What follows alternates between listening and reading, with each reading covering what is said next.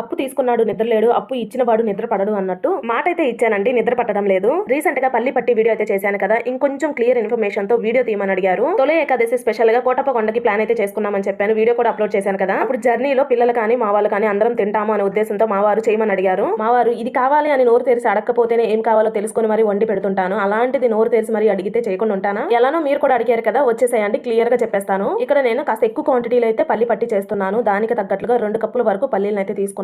లో ఫ్లేమ్ లోనే మాడిపోకుండా లోపల పచ్చదనం పోయేంత వరకు క్రిస్పీగా వచ్చేంత వరకు వేయించుకోవాలి. ఇలా వేయిస్తున్న ప్రాసెస్ లోనే పల్లి నోట్లో వేసుకుంటే కాస్త మెత్తగా తగులుతుంది కదా, ఇప్పుడు మెత్తగా ఉన్న నో ప్రాబ్లం, పూర్తిగా చల్లారిన తర్వాత క్రిస్పీగా వస్తుంది. అలా పూర్తిగా చల్లారిన తర్వాత దానికి ఉన్న పుట్టునైతే సెపరేట్ చేసుకుని చేతితో గట్టిగా నలిపితే పల్లి 2 బద్దలు అవుతుంది. అలా పల్లీలు మొత్తాన్ని రెడీ చేసుకోవాలి. నెక్స్ట్ ఒక బౌల్ తీసుకొని మనం పల్లీల్ని ఏ కప్పుతో మెజర్ చేసుకున్నామో అదే కప్పుతో 2 కప్పుల వరకు బెల్లం తీసుకోవాలి. నేనైతే ఈక్వల్ క్వాంటిటీలో తీసుకుంటాను, కొంతమంది అయితే బెల్లాన్ని కాస్త తగ్గిస్తారు. దీనిలో టీ కప్ అన్ని వాటర్ ని తీసుకోవాలి. వాటర్ ఎక్కువ తీసుకుంటే పాకం రావడానికి టైం పడుతుంది, వాటర్ తగ్గినా పర్వాలేదు. నెక్స్ట్ బెల్లం పూర్తిగా కరిగిన తర్వాత ఫిల్టర్ చేసుకుంటాను, ఎందుకంటే డస్ట్ ఉంటుంది కాబట్టి. మనం తీసుకున్న క్వాంటిటీకి సరిపడిన కడాయిలో అయితే ఈ వాటర్ ని ఫిల్టర్ చేసుకున్నాను. ఈ పల్లి పట్టి మంచి ఫ్లేవర్, మంచి టేస్ట్ కోసం నెయ్యిని కూడా తీసుకున్నాను. మీకు ఇష్టం ఉన్నట్లయితే యాలకుల పౌడర్ ని కూడా యూజ్ చేయొచ్చు. నెక్స్ట్ ఇలా బెల్లం పాకం మరిగిస్తూ ఉంటే తీగ పాకం వస్తుంది, ఇలా చెక్ చేసుకుంటూ ఉండండి వాటర్ లో. సో యాక్చువల్ గా పాకం ముదిరి పాకం వచ్చినప్పుడు పల్లీల్ని యాడ్ చేసి ప్లేట్ లోకి ట్రాన్స్ఫర్ చేసుకుంటారు, కానీ నేను ఇలా తీగ పాకం రావటంతోనే పల్లీల్ని యాడ్ చేసి ముదిరి పాకం వచ్చే గ్యాప్ లో పల్లీల్ని పాకంలో వేయిస్తాను.